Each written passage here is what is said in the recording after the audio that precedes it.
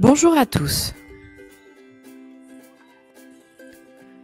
La leçon du jour portera sur les paroles rapportées et plus particulièrement sur le discours direct et indirect. Nous nous intéresserons donc au discours direct, que nous définirons, puis nous verrons comment utiliser les verbes de parole et les insérer dans ce discours direct. Et ensuite, nous travaillerons sur le discours indirect, que nous définirons et dont nous verrons les transformations nécessaires à son utilisation. Le discours direct dans un récit. Définissons d'abord le discours direct. Le discours direct consiste à répéter mot pour mot les paroles qui ont été prononcées par une ou plusieurs personnes.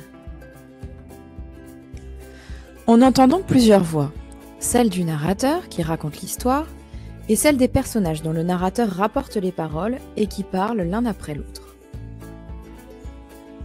Par exemple, ma mère et ma sœur se sont disputées hier soir. « Quand rangeras-tu ta chambre ?» l'a interrogé maman. « Je m'en occuperai demain !» lui a-t-elle répondu. La voix du narrateur s'entend avant le dialogue entre les personnages, mais aussi à l'intérieur de ce dialogue. Ainsi, l'a interrogé et lui a-t-elle répondu est bel et bien la voix du narrateur. On remarque que pour insérer un dialogue dans un récit ou une histoire, il faut de la ponctuation. Tout d'abord 2 points, qui introduisent le dialogue, ensuite des guillemets, qui ouvrent et ferment ce dialogue, et des tirets, qui indiquent le changement des personnages. Elle s'avança vers lui et annonça. « Je suis enceinte. »« Quelle bonne nouvelle !» lui répondit-il. « Et c'est un garçon !» s'exclama-t-elle. Ici on remarque les 2 points qui introduisent le dialogue, les guillemets qui l'encadrent et les tirets qui marquent le changement de personnage qui parle. Les verbes de parole. Les verbes de parole permettent d'insérer le dialogue dans le récit. Ils font donc partie du récit. Il crée un effet de réel car il permet de s'imaginer dans le détail la situation du dialogue. Les hésitations, les accents, les sentiments, les émotions des personnages, etc. Comme on le disait plus tôt, certains annoncent le type de phrase. Si c'est une phrase déclarative, on utilisera les verbes dire, affirmer, déclarer, répéter, annoncer, ajouter, etc. Si la phrase rapportée est interrogative, à ce moment-là, on utilisera les verbes demander, questionner, interroger, s'enquérir, s'informer, se renseigner, etc. Si la phrase est injonctive, dans ce cas-là, on utilisera les verbes ordonner, exiger, commander, recommander, conseiller.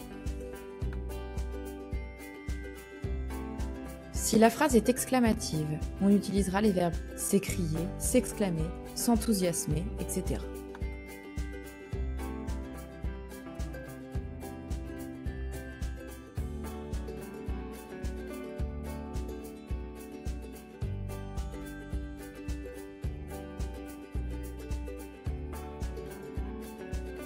D'autres verbes de parole renseignent sur le personnage qui parle.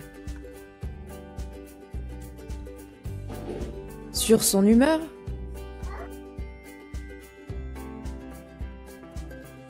sur ses intentions, sur ses pensées,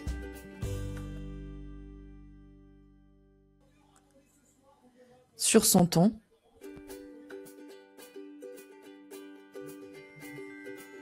et sur ses émotions.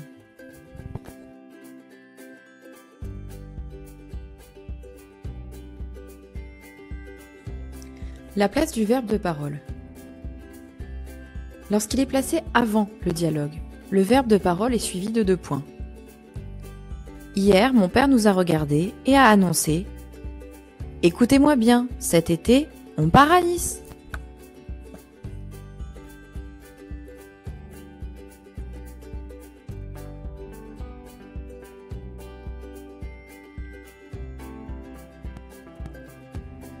Lorsqu'il est placé à l'intérieur du dialogue, on appelle l'insertion du verbe de parole une incise.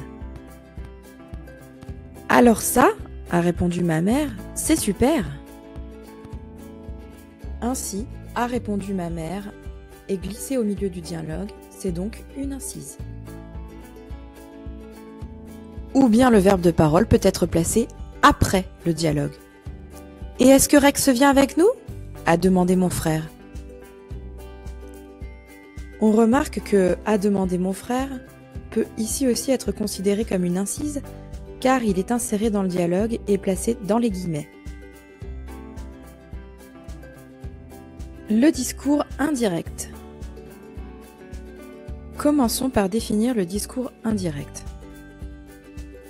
Dans le discours indirect, les paroles sont rapportées par le narrateur. Il les prend donc en charge et les intègre au récit. On entend donc une seule voix, celle du narrateur qui raconte l'histoire. Car c'est le narrateur qui rapporte les paroles des personnages. Par exemple, mon père nous a demandé de l'écouter attentivement et nous a annoncé notre départ à Nice l'été prochain. Les transformations nécessaires. La veille, il lui demanda si elle voulait venir avec lui.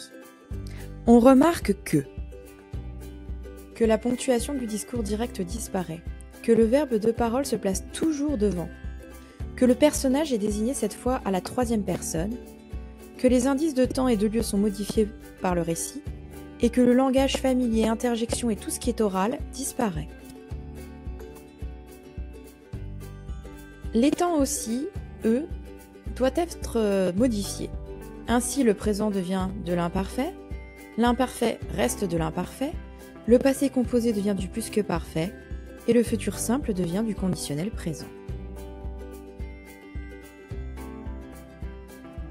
Voilà, j'espère que ces rappels et révisions vous ont un peu rafraîchi la mémoire. Et maintenant, c'est à vous de jouer.